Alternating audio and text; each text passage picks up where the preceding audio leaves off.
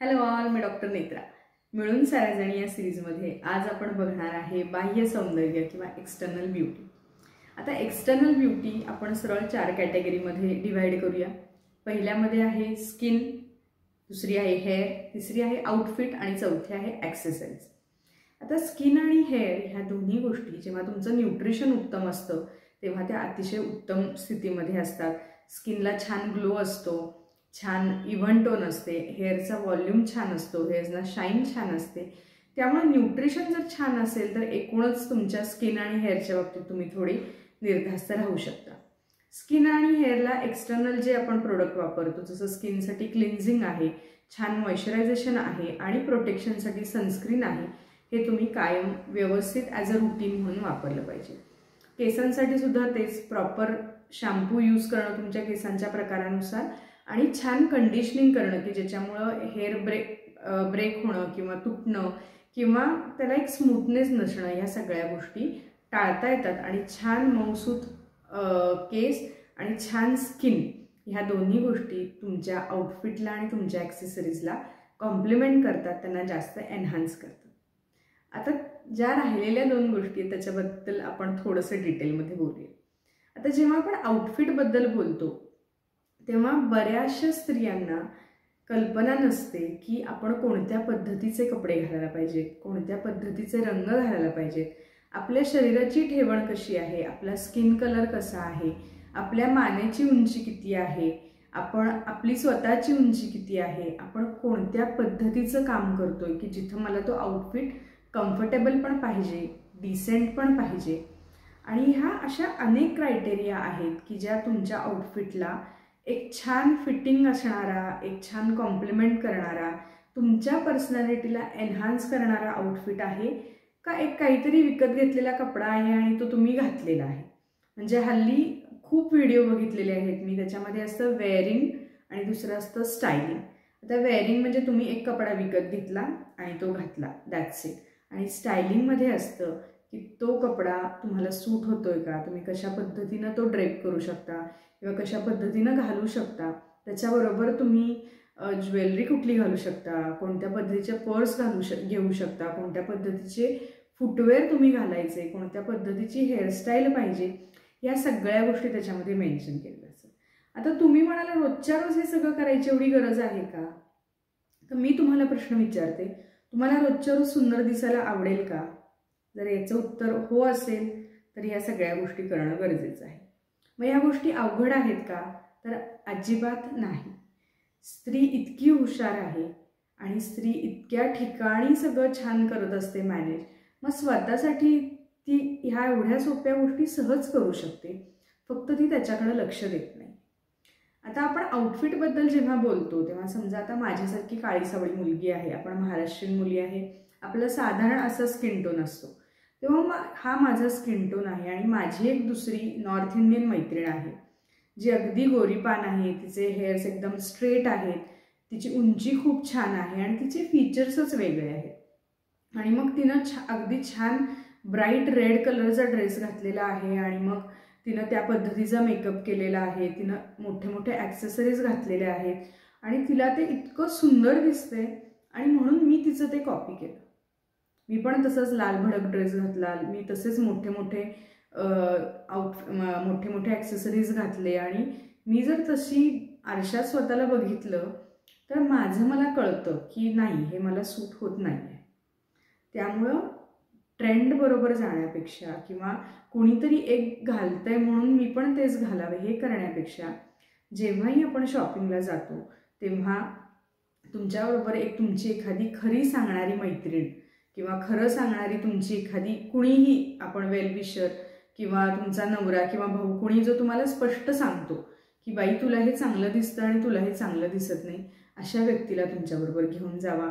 उगाचच सगळ्याला तुला छान दिसते, तुला सगळं छान दिसते, अशा कुठल्याही व्यक्तीला शॉपिंग करताना किंवा बाहेर जाताना घेऊन जाऊ नका.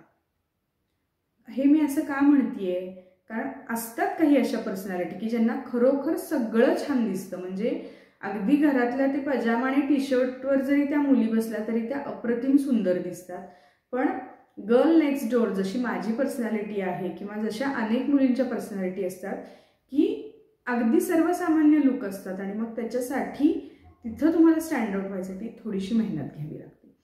त्यामुळं अशा व्यक्तीला बरोबर घेऊन जावा की जी तुम्हाला सांगते की हां हे तुला छान दिसते, तू या पद्धतीचे कपडे घाल, तुला अशा पद्धतीचे कुर्ते छान दिसतात, तुला अशा पद्धतीच्या साड्या छान दिसतात, तुला ही हेअरस्टाईल खूप छान दिसते, ही हेअरस्टाईल तुला छान दिसत नाही.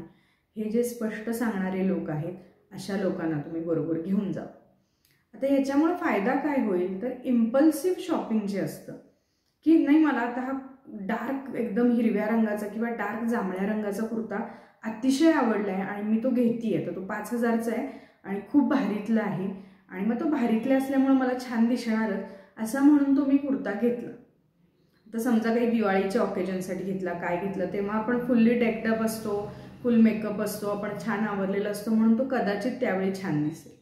पण जेव्हा आपण सेकंड टाइम तो घालायला काढू, जेव्हा आपण फारसं काही वेल प्रिपेअर्ड नसतो, खूप जास्त काही मेकअप नसतो, एक छोटंसं फंक्शन असतं, तेव्हा आपल्याला जाणवतं की याचं रिफ्लेक्शन काही माझ्या चेहऱ्यावर चांगलं येत नाही आहे, हा काही मला फारसा छान दिसत नाही आहे. त्याच्यापेक्षा तो माझा जुना जो लाईट येलो कलरचा जो सिल्कचा कुर्ता आहे त्याच्यामध्ये मी खूप छान दिसते.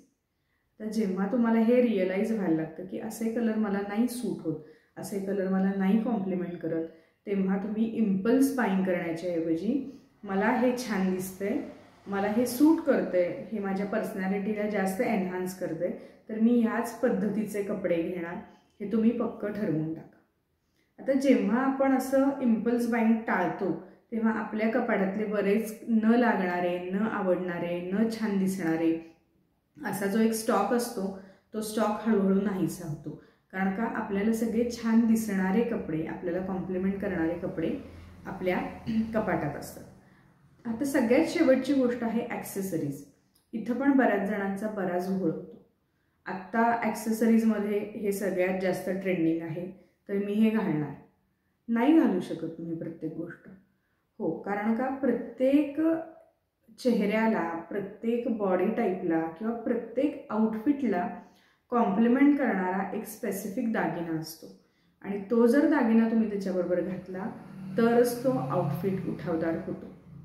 आता ज्याच्यामध्ये अनेक व्हिडिओ आहेत, ज्यामध्ये फॉर एक्झाम्पल अगदी मी छोटंसं एक्झाम्पल सांगते की ज्यांच्या मानेची उंची खूप कमी असते त्यांना चोकर्स म्हणजे गळ्याबरोबर जे बसणाऱ्या गोष्टी आहेत त्या गोष्टी अजिबात चांगल्या दिसत नाहीत. त्यांच्या मानेची उंची अजून कमी दिसते आणि ते लोक बुटके दिसतात. ज्यांची मान खूप उंच आहे त्या लोकांना चोकर टाईपचे जे ॲक्सेसरीज आहेत त्या खूप सुंदर दिसतात.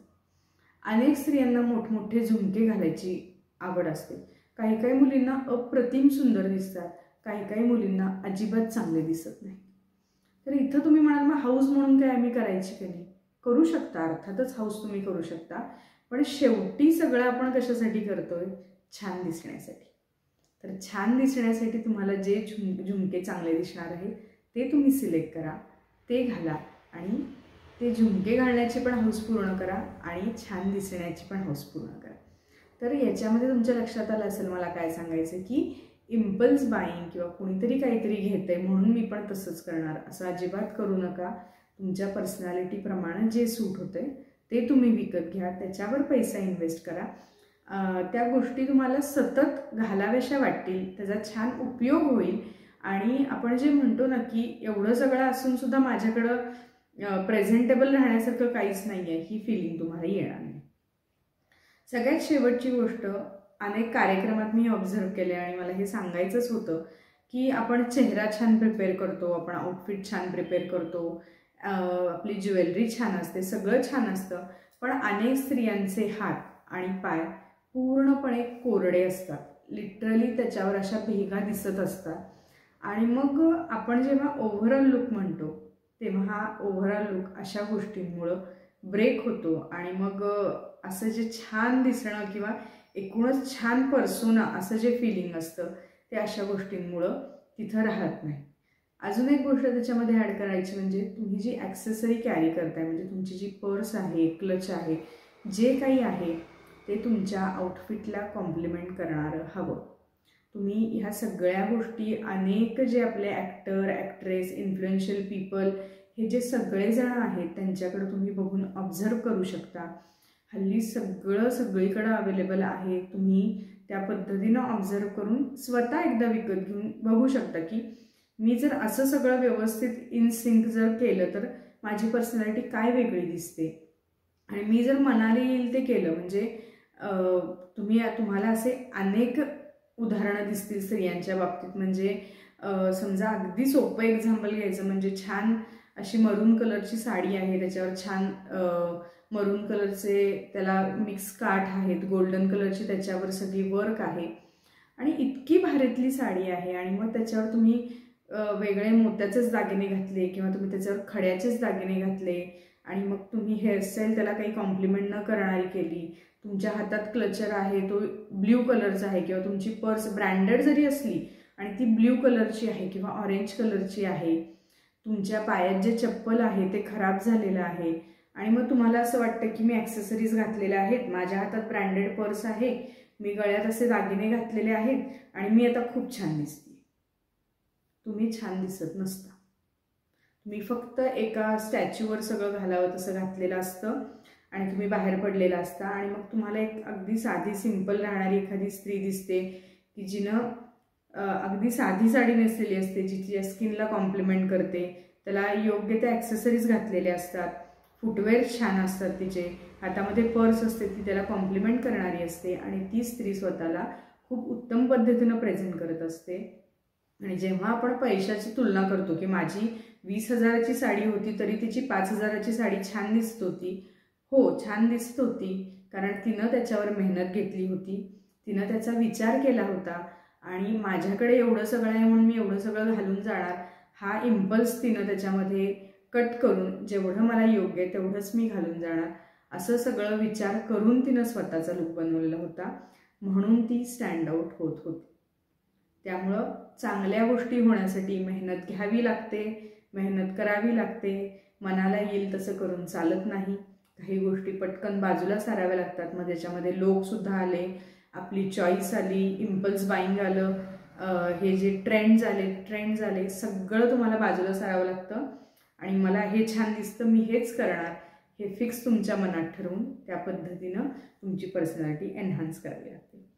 तर तुम्हाला वाटलाच रे थोडं जास्त होते पण तसं नाही आहे, हे तुम्ही सहजपणे करू शकता, कुठलीही स्त्री करू शकते आणि ती अक्षरशः एक 8 दिवसात आपली पर्सनॅलिटी पूर्णपणे बदलू शकते आणि तो बदल तुम्हाला लोकांच्या नजरेत, तुमच्या घरच्यांच्या नजरेत आणि तुम्हाला तुमच्या नजरेत सुद्धा नक्की जाणवून येईल.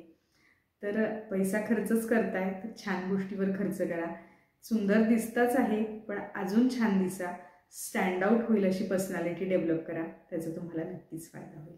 तोपर्यंत काळजी घ्या, बाय.